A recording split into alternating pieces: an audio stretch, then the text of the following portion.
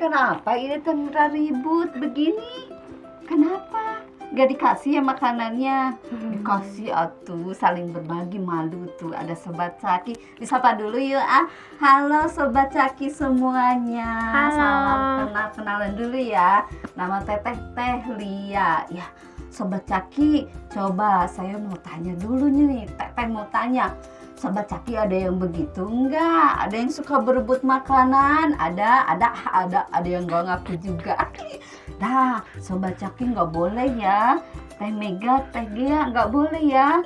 Saling berebut begitu. Harus saling berbagi, saling mengasihi. Karena Tuhan Yesus juga pengen sobat-sobat Caki semua saling mengasihi. Begitu ya.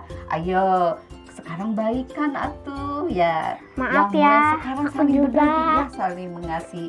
Ini Ya betul tuh, saling berbagi, kuenya banyak dah ya. Nah Sobat Caki, cerita hari ini sampai di situ ya. Sampai ketemu lagi di Caki cerita Alkitab berikutnya bersama Teteh Lia. Bye bye.